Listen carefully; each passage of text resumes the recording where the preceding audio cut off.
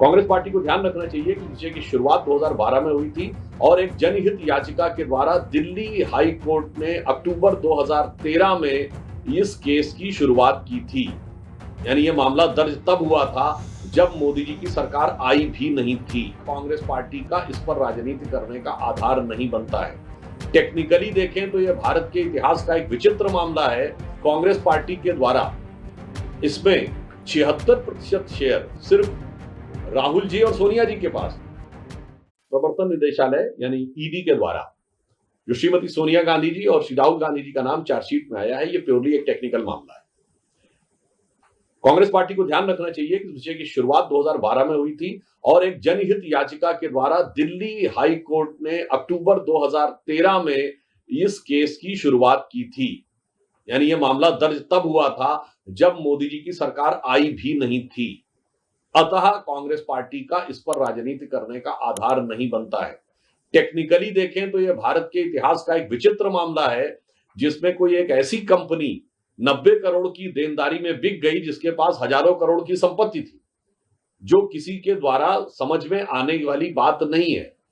तीसरी बात यह थी कि कांग्रेस पार्टी के द्वारा इसमें 76% शेयर सिर्फ राहुल जी और सोनिया जी के पास थे। मतलब राजनीतिक दृष्टि से बहुत साफ दिखाई पड़ता है कि 2/3 से अधिक सिर्फ आपके पास रहेगा और बाकी किसी के पास नहीं। और मजे की बात यह है कि बाद में ये ने तय किया कि प्रकाशन बंद हो जाएगा और प्रॉपर्टी के बिजनेस में काम करेंगे। ये अपने आप में बड़ी विचित्र बात है।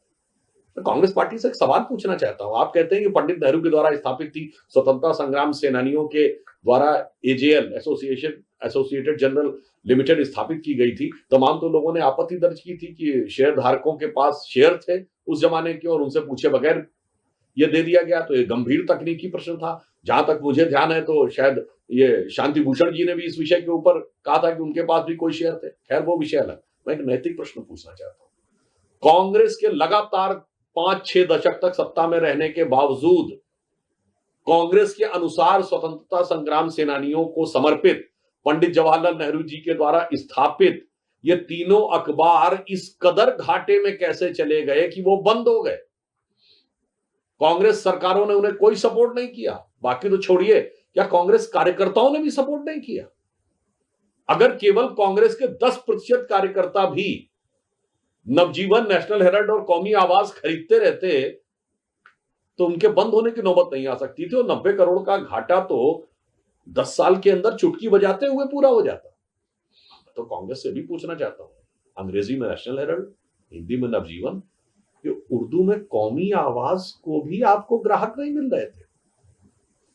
ये तो दिखाई पड़ रहा है कि लगता कांग्रेस के पदाधिकारियों और कार्यकर्ताओं की ही आस्था उनके इस जो दावे है कि स्वतंत्रता संग्राम सेनानी और कांग्रेस का भावनात्मक लगाव था, ये भावनात्मक लगाव कितना यथार्थ था ये इसका प्रमाण दे रहा है। या फिर लगाव उसकी संपत्ति से था, ना कि उसकी भावना से। इसलिए नैतिक और तकनीकी दोनों आधारों के ऊपर कांग्रेस के यह दावे बहुत खोखले, आधारहीन और दुर्भावना से प्रेरित तथा जांच की प्रक्रिया को प्रभावित करने के विचार से प्रेरित दिखाई पड़ता है।